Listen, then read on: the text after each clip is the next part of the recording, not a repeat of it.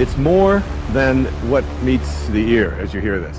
You can't give away what you don't have. People who are not good at giving away love can't give away love because they don't have it to give away.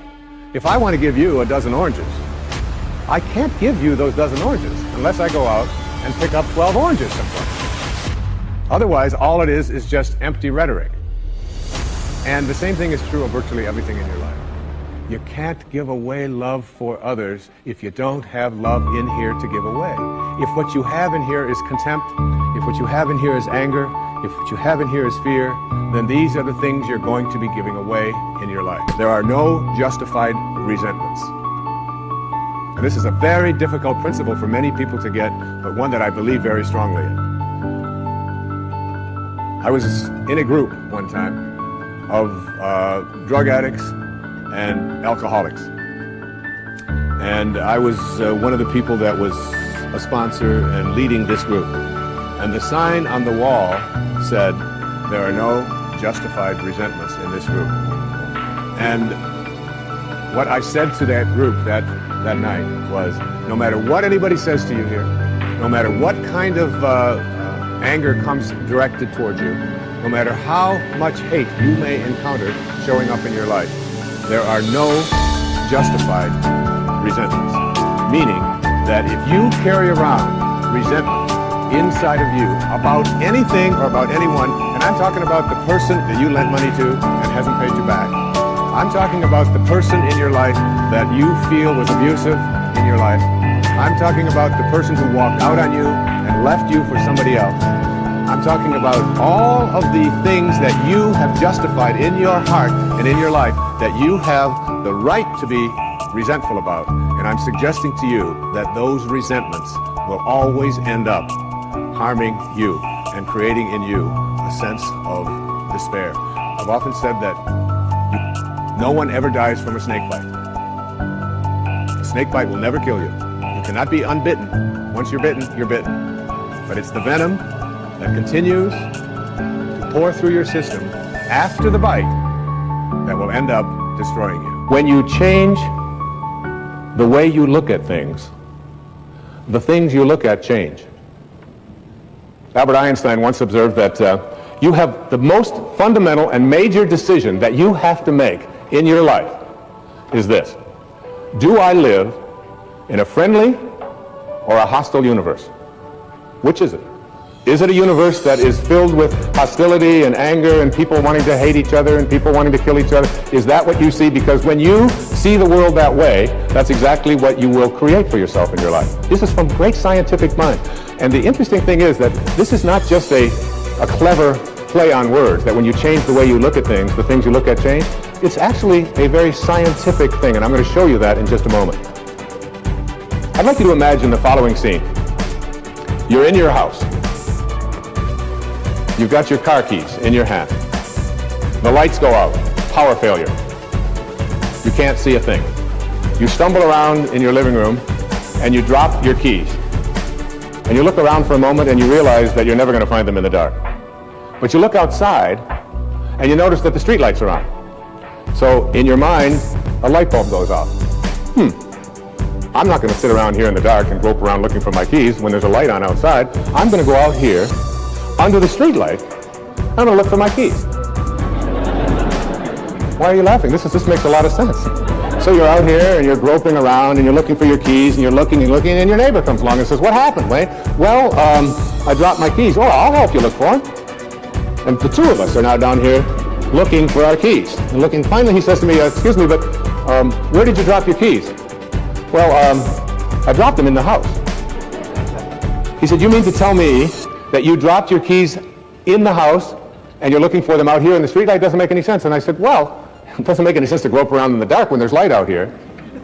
Now you laugh and you think how silly that is, but isn't that exactly what we do when we have a problem, a difficulty, a struggle that is located inside, and we're looking for the solution outside, someplace outside of ourselves? It would be like going to the doctor and telling him all of your symptoms, and the doctor says, "Oh boy, you've got a lot of symptoms."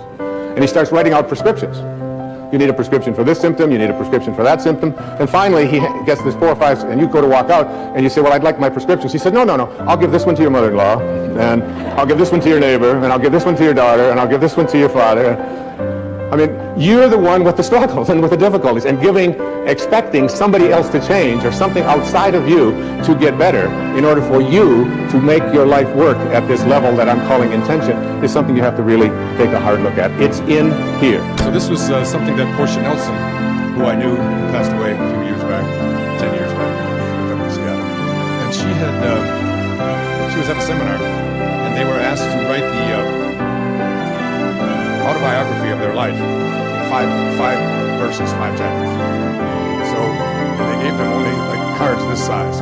Actually, they were smaller than this. They were 3 by 5 cards. So write out chapter 1 of your life and just go to where you are today.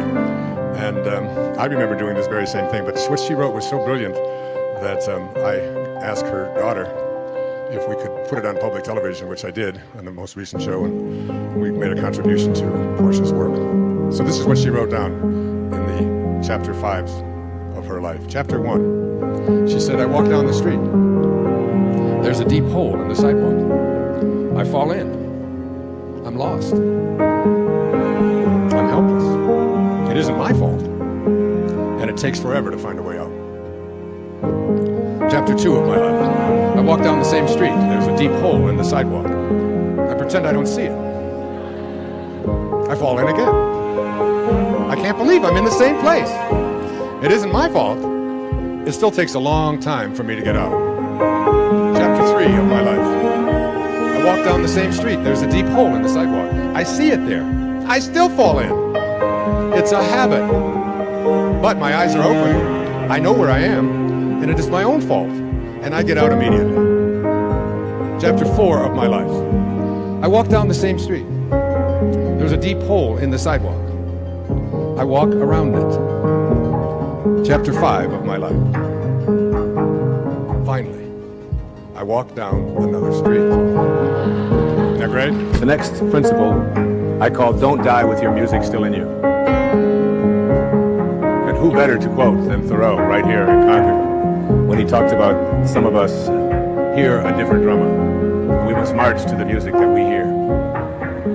But all of you, everybody watching, everybody here in this beautiful parish, all of you have some music playing. And all of you have a heroic mission. There's no accidents in this universe. We all show up here with a purpose. There's an intelligence that is a part of everything and everyone, and all of us are connected to it.